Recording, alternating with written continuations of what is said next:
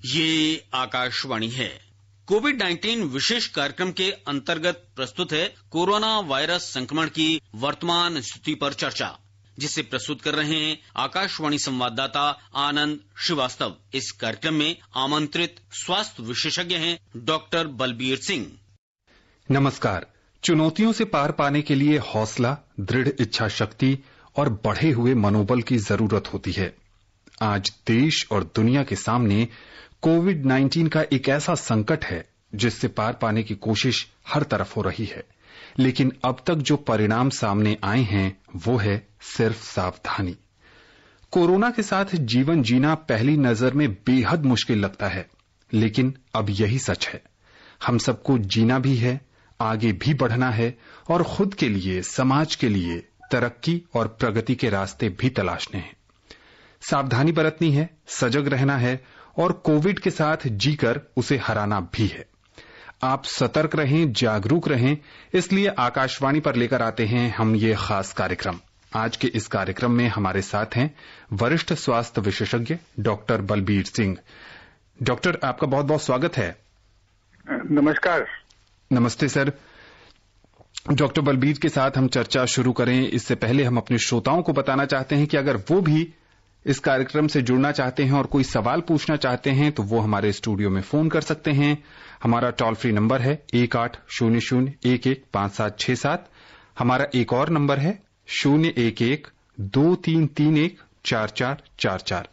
अगर आप social media के सहारे हमसे जुड़ना चाहते हैं तो ट्विटर पर जाइए और हमारे Twitter handle @AIR News Alerts पर #AskAIR के जरिए भी सवाल पोस्ट कर सकते हैं। डॉक्टर बलबीर, भारत में चौथा लॉकडाउन चल रहा है और 31 के बाद संभव है कि अगला भी लॉकडाउन हो और यह भी संभव है कि लॉकडाउन से देश मुक्त हो जाए। अब जब सड़कों पर भीड़ बढ़ने लगी है, दुकानें खुलने लगी हैं, गली मोहल्लों में लोग घूमने लगे हैं, दफ्तर खुल गए हैं, ऐसे में कोरोना संक्रमण का खतरा आपकी नजर में क्या बढ़ जाता है? अगर बढ़ जाता है तो फिर इससे बचाव के लिए और क्या ज्यादा जागरूकता या सतर्कता बरतने की जरूरत है? तो देखिए, ऐसा है कि हमने 4 लॉकडाउन देखे, हमने काफी सबक सीखे कि कैसे रहना है, कैसे अपने आप को बचाव करना है। तो लॉकडाउन का एक फायदा था कि हमें बताया गया कि कैसे ये वायरस स्प्रेड होता है और कैसे हम बचाव कर सकते हैं।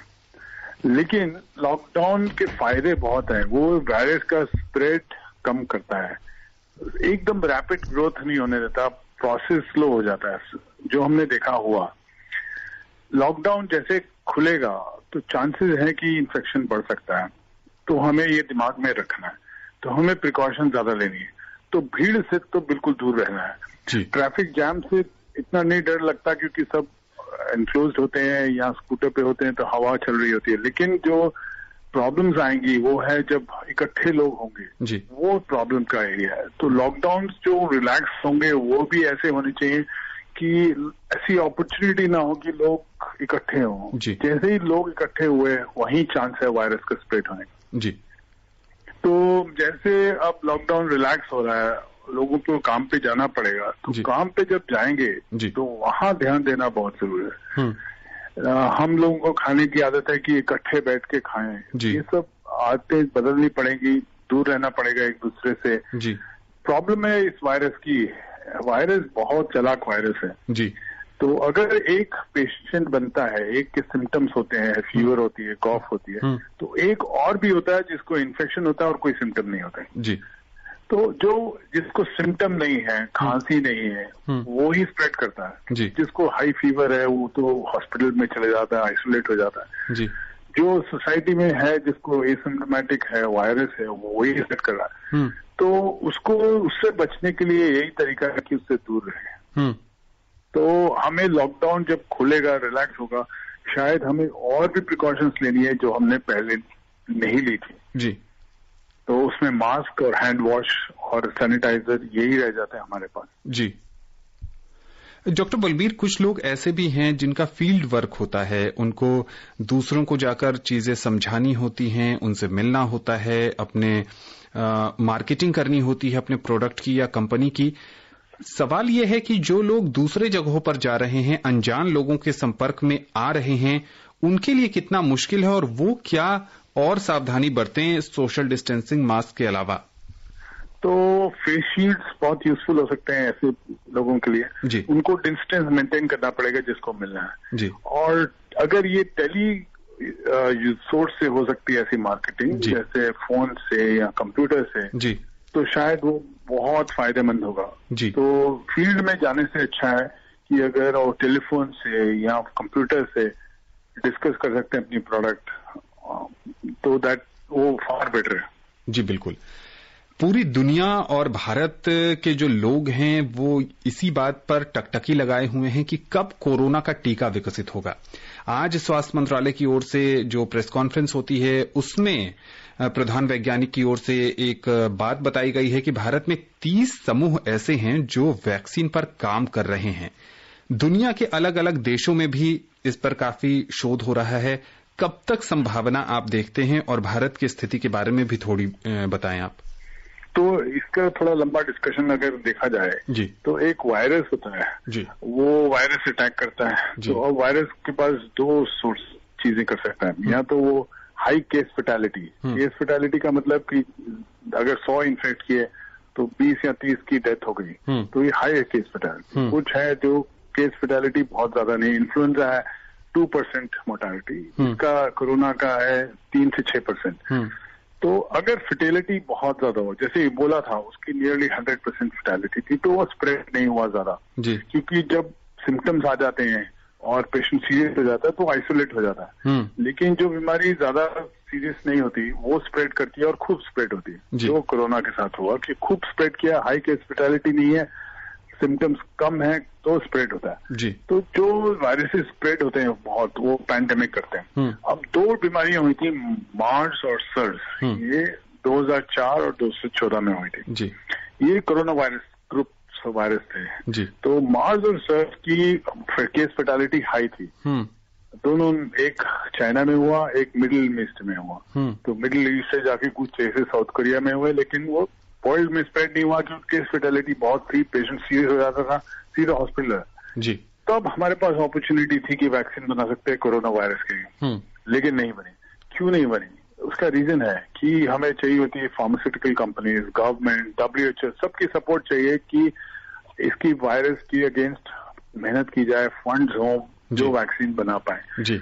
तो हमने अपॉर्चुनिटी छोड़ दी। अब पैंडेमिक हो गया, हम सफर कर रहे हैं, पूरी दुनिया सफर कर रही, तो बहुत लोग इस स्टेक पे हैं कि हम वैक्सीन बनाना चाहते हैं। तो जब इतने फंड्स आते हैं वैक्सीन बनाने के लिए तो जरूर कुछ उसका हल होता है। तो जैसे आज हमारे गवर्नमेंट ने बताया कि 30 कंपनीज ट्राई कर रही हैं कि वैक्सीन बनाने की, तो बनेगी, जरूर बनेगी। अमेरिका में बहुत कंपनीज ट्राई कर रही हैं, जॉनसन जॉनसन, सनोफी मैं जानता हूँ बहुत आगे पहुंच चुके हैं इसमें, लंदन में, इटली में, इजराइल में। तो वैक्सीन बनेगी। तो वैक्सीन होती क्या चीज है? वैक्सीन जैसे कोरोना है वायरस, उसके बाहर एक क्राउन लाइक प्रोटीन है जी। ये प्रोटीन से वो अटैच होता है हमारे सेल से। तो अगर ये प्रोटीन का कुछ भाग अगर हम इंजेक्ट कर दें बॉडी में तो प्रोटीन के अगेंस्ट बॉडी एंटीबॉडी बना लेती है जी। तो वो प्रोटीन को अटैक करती है जी। तो जैसे ही वायरस आता है तो वो प्रोटीन पे अटैक करके उसको सेल को अटैच नहीं करने देती, तो वो वायरस से सेफ हो जाते हैं जी। अब जब वैक्सीन डेवलप होती है तो पहला स्टेप होता है कि वो सेफ होना चाहिए। बिल्कुल ऐसा ना हो कि इंजेक्शन लगाया और कोरोना वायरस इन्फेक्शन हो गया उसको। तो पहली चीज सेफ्टी होती है। दूसरी चीज होती है कि एंटीबॉडी रिस्पॉन्स आया कि नहीं आया। वैक्सीन इंजेक्ट किया, उसके ब्लड में देखा जाए कि एंटीबॉडीज बनी कि नहीं बनी जी। एंटीबॉडीज बनी है तो इसका मतलब इफेक्ट तो आया। तीसरा होता है कि चैलेंज किया जाए इंजेक्ट करके कि इन्फेक्शन होता है कि नहीं होता। ह्यूमन बीइंग को तो इंजेक्ट चैलेंज नहीं कर सकते, तो एनिमल एक्सपेरिमेंट्स चल रहे हैं, तो मंकीज में चल रहे हैं, माइस में चल रहे हैं जी। तो उनको इंजेक्ट की जाती है वैक्सीन, पहले देखते हैं सेफ है कि नहीं। सेफ होता है तो उसको कोरोना वायरस से इन्फेक्ट किया जाता है जी। फिर देखा जाता है उसको इन्फेक्शन होता है कि नहीं होता है जी। तो काफी लंबे स्टेप्स हैं। अब हम देखें, इनको हम फेजेस कहते हैं। तो फेज 1 ट्रायल्स हुए हैं, 5 पेशेंट सियाटल में, 5 पेशेंट यूके में। ये प्रूव किया कि सेफ है जी। तो इंडिया में भी फेज 1 ट्रायल नहीं हुआ है, लेकिन ये टाइम जो लगेगा जनवरी तक तो वैक्सीन नहीं आती, ये ऐसा लग रहा है जी। तो जनवरी में हम उम्मीद करते हैं वैक्सीन आएगी। फिर प्रोडक्शन जी। अमेरिका ने कहा कि अगर वो फेज 2 ट्रायल्स में वो प्रूव कर देते हैं इफेक्टिव है, तो इससे पहले कि FDA अप्रूव करे वो कंपनी को कहेंगे कि मास प्रोडक्शन करो जी, ताकि जब तक अप्रूवल मिले तो उनके पास वैक्सीन रेडी हो जी। 2 महीने लगेंगे मास प्रोडक्शन में भी जी। तो बड़े स्टेप्स हैं, तो इसमें WHO गवर्नमेंट्स की बहुत मदद चाहिए होगी कि सबको वैक्सीनेशन फ्री तो मिले कम से कम। अब इंडिया में 30 करोड़ पॉपुलेशन है, इतनी कॉस्टली वैक्सीन होगी, कितने अफोर्ड कर पाएंगे कि नहीं, कितने नहीं जी। तो उसमें भी बहुत इश्यूज हैं कि सब्सिडाइज होनी चाहिए वैक्सीन, फ्री मिलनी चाहिए, तो बहुत टाइम लगेगा जी। बिल्कुल, संघर्ष लंबा है, लेकिन इस लंबे संघर्ष में दुनिया भर के प्रयोगशालाओं में वैज्ञानिक अथक परिश्रम कर रहे हैं और भारत की ओर भी दुनिया भर की निगाहें हैं। और जैसा कि सरकार ने बताया कि 30 जगहों पर वैक्सीन बनाने के प्रयास हो रहे हैं और डॉक्टर बलबीर भी कह रहे हैं कि वैक्सीन जरूर बनेगा और वैक्सीन बनने के बाद शायद जीवन दोबारा उसी गति पर लौट आएगा। जम्मू से रमेश शर्मा जी काफी देर से फोन लाइन पर इंतजार कर रहे हैं। रमेश जी, इस कार्यक्रम में आपका बहुत बहुत स्वागत है। नमस्ते जी। नमस्ते। मेरा सवाल है, होम सैनिटेशन क्या है, कैसे करना चाहिए, कब करना चाहिए, कितनी देर के बाद करना चाहिए? होम सैनिटेशन कैसे करना चाहिए जी? तो पहले तो आप अपने घर में स्ट्रेंजर नहीं आने देंगे जी। दूसरी चीज, आप हैंड हाइजीन फॉलो करेंगे, कोई ऐसा नहीं हो कि हाइजीन घर पे ना फॉलो करें। तीसरी चीज, ये जो कहना कि सैनिटाइजर कंपनी को बुला के घर पे सैनिटाइज कराना, मैं इस पे बिल्कुल मानता नहीं। घर को साफ रखिए, फ्लोर्स को साफ रखिए, यही सबसे बढ़िया सैनिटाइजेशन है जी। बिल्कुल, बहुत सारे इस समय भ्रामक प्रचार भी चल रहे हैं कि आप किसी संस्था से या फिर आप किसी लोग को बुलाकर अपने घर की सैनिटाइजेशन करवाइए। डॉक्टर बलबीर कह रहे हैं कि इसकी आपको आवश्यकता नहीं है, आप स्वयं अपने घर को साफ रख सकते हैं, स्वच्छता का ध्यान रख सकते हैं और खुद का बचाव भी कर सकते हैं। बेंगलुरु से श्रीकांत जी हैं फोन लाइन पर। श्रीकांत जी, कार्यक्रम में बहुत बहुत स्वागत है आपका। धन्यवाद जी। ये पूछ रहे हैं जी। 2 सवाल है। एक छोटा ये कि अगर जनवरी तक वैक्सीन आती है जी, तो आप डबलिंग रेट का हिसाब लगा लीजिए कि कहाँ पहुंचेंगे हम लोग जी। दूसरा सवाल ये है कि जिस तरह बार बार बताया जाता है कि 80% होगी तो अपने आप ही ठीक हो जाते, 20% अस्पताल में जाते जी। तो फिर भाई साहब, ये ठीक होने की दर अभी तक 43% ही क्यों है? डॉक्टर बलबीर।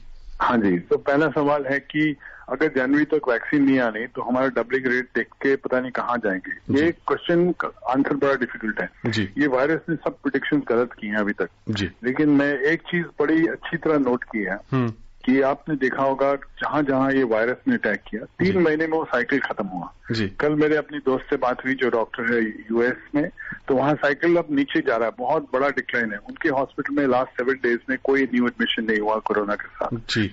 तो ये इंडिकेट करता है कि ये 3 महीने में ये डाउन जाता है साइकिल। ये क्यों जाता है डाउन साइकिल, इसमें भी बहुत थ्योरीज हैं कि क्यों साइकिल डाउन जाता है। एक तो जैसे बताया कि काफी इन्फेक्शन हो जाता है तो लोगों को इम्यूनिटी होती है, तो इसलिए।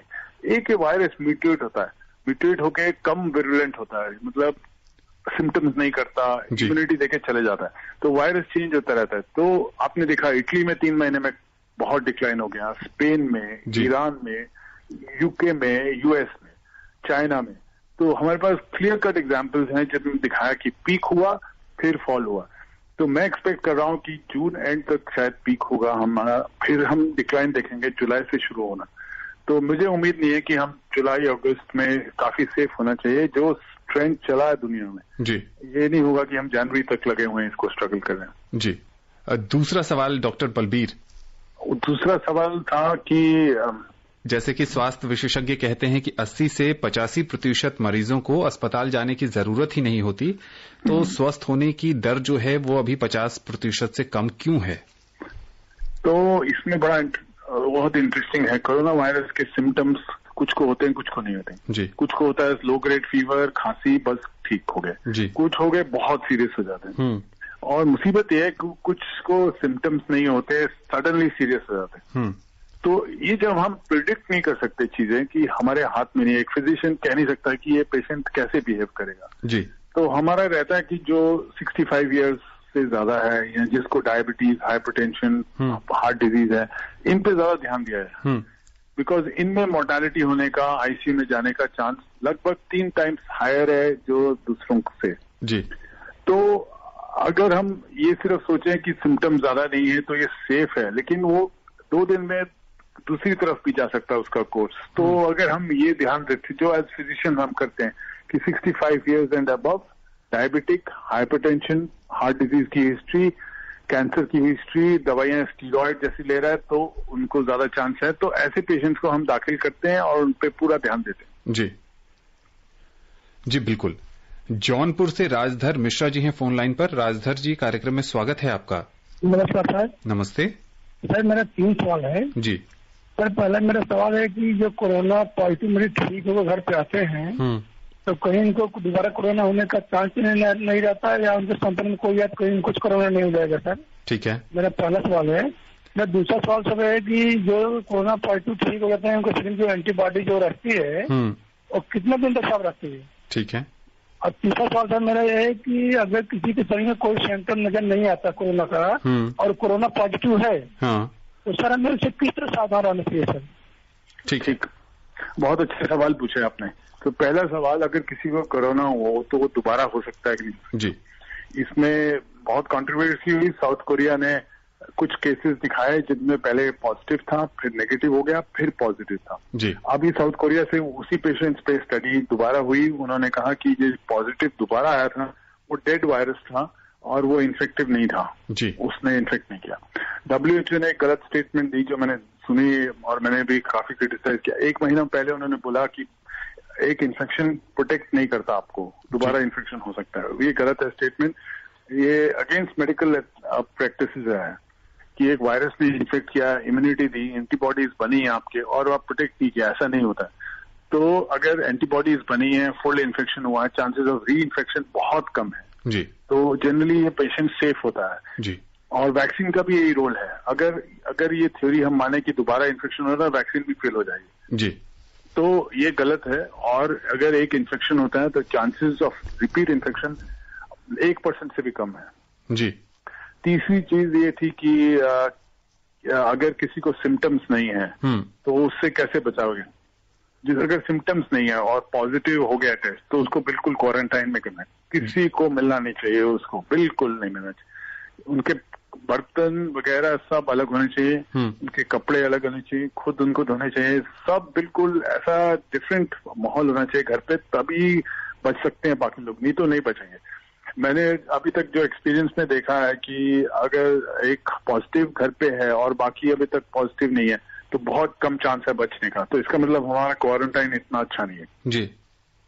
जी बिल्कुल। और उनका एक और सवाल था डॉक्टर बलबीर की एंटीबॉडीज जो शरीर में बनती है वो कितने दिनों तक रहती है? हाँ, बहुत ये भी अच्छा सवाल है। तो हमें जो पता है H1N1 से, जो पुराने वायरस जिसके वैक्सीन हैं जी, तो H1N1 की 1 साल रहती है जी, तो हर साल रिपीट करनी पड़ती है। और कुछ जो सीजनल फ्लूज हैं वो भी कोरोना वायरस से होते हैं, उनकी वैक्सीन आती है, फ्लू वैक्सीन, वो भी हर साल रिपीट करनी पड़ती है क्योंकि स्ट्रेन चेंज हो जाता है तो न्यू स्ट्रेन बनता है जी। तो मुझे लगता है वैक्सीन ऐसे आएगी कि जिसकी 2 डोजेज लेनी पड़ेंगी, पहली डोज, फिर दूसरी 2-3 हफ्ते बाद, फिर हर साल रिपीट करनी पड़ेगी जी। राजधानी दिल्ली से वजीर जी हैं फोन लाइन पर। वजीर जी, कार्यक्रम में बहुत बहुत स्वागत है आपका। जी धन्यवाद। नमस्कार। नमस्ते। मैं ये पूछ रहा था सर कि बार बार बोलते हैं कि इम्यूनिटी कम जिसको होता है उसको कोरोना हो जाती है, जिसको ज्यादा खतरा होता है। तो सर मैं ये चाह रहा था कि अगर इम्यूनिटी बढ़ाने की जहाँ तक बात है तो कोई ऐसा पीने वाला दवा बन जाए ताकि जिसको कोरोना है उसको भी पिलाई जाए, जिसको नहीं है उसको भी पिलाई जाए, ताकि थोड़ा सा दूर हो। क्या कहना चाहते? नहीं, बहुत अच्छा सवाल है। ये तो हमारी इच्छा है, सबकी इच्छा है, हर साइंटिस्ट की इच्छा है कि ऐसी दवा होनी चाहिए कि जिसको नहीं है वो भी ना हो। तो दवा ऐसी कौन सी हो सकती है? दवा ऐसी हो सकती है जो वायरस के अगेंस्ट अटैक करे, तो प्रोफिलैक्सिस भी कर सकती है। तो वायरस के अगेंस्ट अटैक करने वाली दवा भी नहीं बनी है। तो जैसे H1N1 था, उसके अगेंस्ट टैम्बी फ्लू थी दवाई, तो H1N को भी डिस्ट्रॉय करती थी और जिसको नहीं हुआ उसको भी गोली खिला देते थे, वो भी बच जाता था। अनफॉर्चुनेटली इसकी दवाई नहीं है अभी जी, और एक दवाई है हाइड्रोक्सीक्लोरोक्विन जी, जिसके ऊपर काफी डिबेट है, काफी चर्चा है। इंडिया की स्टडीज कुछ कह रही है, बाहर की स्टडीज कुछ कह रही है जी। तो बाहर की जो स्टडीज अभी जो मेजर जर्नल में छपी है उसने कहा है कि जो उन्होंने पेशेंट्स को HCQ दिया तो उसमें हायर मोर्टेलिटी थी, यानी कि ज्यादा लोगों की उनकी डेथ हुई HCQ से। हमारी इंडिया की स्टडीज ने अभी कोई ऐसा एस्टैब्लिश नहीं किया कि ज्यादा मोर्टेलिटी है, लेकिन बहुत फायदा भी नहीं दिखाया अभी तक जी। ICMR ने सजेस्ट किया कि कुछ जो हेल्थ केयर वर्कर्स हैं, डॉक्टर्स हैं, नर्सेज हैं, जो पेशेंट्स के साथ काम करते हैं, उनको HCQ खानी चाहिए जी। इस पे बहुत डिबेट है, कोई आंसर नहीं है डायरेक्ट। HCQ क्या चीज है? HCQ क्लोरोक्विन है जो मलेरिया के अगेंस्ट काम करती है जी। नो, इसमें वायरस को टेस्ट किया गया लैबोरेटरी में, HCQ ने वायरस को किल किया तो इससे दवाई पे हो पाई। लेकिन हमें पता है पास्ट में 2014 में जब इबोला वायरस हुआ था तब भी HCQ ने इबोला वायरस को लैब में किल किया, लेकिन जब क्लिनिकली खिलाया गया मरीजों को तो कोई फायदा नहीं हुआ। तो WHO ने तो मना कर दिया HCQ खाने से। कई कंट्रीज, जर्मनी ने बैन कर दिया HCQ यूज करना पेशेंट ऑफ कोरोना में। तो बड़ा कंट्रोवर्सी है, तो मुझे बहुत ज्यादा होप नहीं है इस दवाई पे। जी बिल्कुल। राजस्थान के अलवर से नवीन जी फोन लाइन पर हैं। नवीन जी, कार्यक्रम में बहुत बहुत स्वागत है आपका। सर नमस्कार। नमस्ते। हेलो। हाँ जी नमस्ते नवीन जी, पूछिए। डॉक्टर साहब नमस्कार। नमस्कार नवीन जी। सर मेरा एक सवाल था। हाँ बताइए। सर ये सवाल है कि इंडिया में पहले बहुत कम केस थे, धीरे धीरे बढ़ते जा रहे हैं और ऐसे कुछ देश है कि जिनमें एक भी केस नहीं है या बहुत कम है, तो क्या कारण है? ऐसा देश अभी तक नहीं है जिसमें एक भी केस नहीं है। नॉर्थ कोरिया का हमें कोई रिपोर्ट नहीं है, तो नॉर्थ कोरिया में ट्रैवल भी नहीं होता, कोई उसमें अंदर घुसता भी नहीं है। तो नॉर्थ कोरिया में है कि नहीं है मैं नहीं कह सकता, बट ऐसा कोई देश नहीं है जो बचा है कोरोना वायरस से अभी तक। और हम धीरे धीरे नहीं फैल रहे हैं, केस काफी तेजी से बढ़ रहे हैं हिंदुस्तान में, तो हमें बहुत ध्यान देना पड़ेगा। जितनी तेजी से बढ़ रहे हैं प्लेटू आना चाहिए, जब प्लेटू आएगा तभी हम डिक्लाइन उम्मीद कर सकते हैं। तो मुझे तो अभी तो तेजी दिख रही है इसमें। जी बिल्कुल। डॉक्टर बलबीर, आपसे ये भी समझना की कोशिश करेंगे कि पूरी दुनिया और भारत को भी शामिल कर लें तो पूरा फोकस कोरोना से लड़ने पर है, लेकिन जो दूसरी बीमारी से लोग परेशान हैं, चाहे वो उच्च रक्तचाप हो, चाहे वो हृदय से जुड़ी समस्याएं हों, चाहे वो मधुमेह से जुड़ी समस्याएं हों या फिर कोई और बीमारी हो, कहीं ना कहीं फोकस जो है वो थोड़ा शिफ्ट हो गया है और वैसे मरीजों को भी ज्यादा परेशानी पेश आ रही है। क्या इस पर कहेंगे आप? तो मुझे सबसे बड़ा दुख इन मरीजों का है जी। तो अगर हम हार्ट पे सिर्फ देखें तो यूरोप में हर साल में 20 लाख डेथ होती हैं हार्ट डिजीज, सिर्फ हार्ट अटैक से जी। तो कोरोना उसके आसपास भी नहीं है जी। तो अभी जो हम देख रहे हैं, मैं हार्ट स्पेशलिस्ट हूं तो मैं हार्ट के बारे में तो आप बता सकते हैं जी कि मरीज बहुत दुविधा में है। उसको चेस्ट पेन होता है, वो सोचता है मैं जाऊं कि ना जाऊं, वहां कोरोना पेशेंट तो नहीं हो जाएंगे, मुझे कोरोना हो जाएगा, क्या मैं ये दवा खा लूं वो दवा खा लूं जी। तो वो कुछ गलतियां करता है जी। उसमें कई होता है कि किसी को हार्ट अटैक होता है, वो या तो देर से पहुंचते हैं या पहुंचते पहुंचते डेथ हो जाती है। ऐसे हमने बहुत देखे पेशेंट्स जो हो रहा है जी। और फिर हमारी तरफ से भी प्रॉब्लम है, हमें पेशेंट आता है सांस फूल रहा है, हमें ईसीजी में कोई पूरा 100% श्योरिटी नहीं होती कि हार्ट का है कि कोविड है जी। तो फिर हम उसका कोविड टेस्ट कराते हैं, हम आइसोलेशन में डाल देते हैं, तो पेशेंट काफी सफर करता है। तो बड़ी डिफिकल्ट सिचुएशन है, Covid and non Covid patients को सेपरेट कैसे करें ताकि एक दूसरे को इन्फेक्ट ना करें। तो हमने अपने हॉस्पिटल में अलग बनाया है कोरोना के पेशेंट्स के लिए हॉस्पिटल और अलग जिनको नॉन कोविड है। तो ज्यादातर हॉस्पिटल ऐसे ही करना चाहेंगे, लेकिन मैं यही सजेस्ट कर सकता हूं कि जिनको चेस्ट पेन हो या कोई सीरियस प्रॉब्लम जैसे डायलिसिस पेशेंट्स हैं या जो कैंसर पेशेंट्स हैं, उनको जाना चाहिए, उनको डॉक्टर्स को मिलना चाहिए, अपने आप को फेस शील्ड पहने, मास्क पहने, कोशिश करें कि वहाँ डॉक्टर साहब को बोले कि जितना हमें दूर रख सकें दूसरे मरीजों से रखें जी। लेकिन आप निग्लेक्ट नहीं कर सकते बाकी बीमारियों जी। बिल्कुल ठीक। बिलासपुर से अमजद खान जी हैं फोन लाइन पर। अमजद जी, कार्यक्रम में स्वागत है आपका। जी सर, नमस्कार सर। नमस्ते सर, मैं अमजद खान बोल रहा हूँ देवरी खोर बिलासपुर छत्तीसगढ़ से। सर मैं जिस एरिया से दूध लेता हूँ सर जी, वहाँ एक केस पॉजिटिव आ गया कोरोना, तो वहाँ से दूध लेना सही है कि नहीं सर? देखिए, आपको उस दूध वाले से तो पता है और आप कई चीजें और कईयों से ले रहे हैं जो पता नहीं कि है पॉजिटिव जी। आपको ये चल के जाना है जिंदगी में भी अगले कुछ महीने कि जिसके साथ मैं बैठा हूँ वो या जिसके साथ खड़ा हूँ या जिससे ले रहा हूँ उसको कोरोना है, ऐसे करके चलना। उनसे दूध लीजिए, सैनिटाइज करिए अपने हाथों को, मास्क को आते ही हाथ धोइए, इस यूटेंसिल में लीजिए, वॉश करिए। लेकिन ये नहीं बात कहिए कि वहां से कोरोना पॉजिटिव आ गया तो मैं लेना जरूर बंद कर दूंगा। उनकी दुकान को देखिए कि अच्छी तरह क्लीन होनी चाहिए बस। जी बिल्कुल। आजमगढ़ से हरकेश जी हैं फोन लाइन पर। हरकेश जी, कार्यक्रम में स्वागत है आपका। हरकेश जी, आप हमें सुन पा रहे हैं? हरकेश जी, अगर आप लाइन पर हैं तो आप सवाल पूछिए। लग रहा है कि कुछ तकनीकी कारणों के कारण हरकेश जी की आवाज हम तक नहीं पहुंच पा रही है। डॉक्टर बलबीर, जैसे कि हमारे श्रोता भी ये समझने जानने की कोशिश कर रहे हैं कि कोरोना के साथ जीना कैसे संभव हो पाएगा, लेकिन जैसे हमने कार्यक्रम की शुरुआत में भी कहा और आपने भी कहा कि जब तक टीका नहीं आ जाता तब तक यही सच है।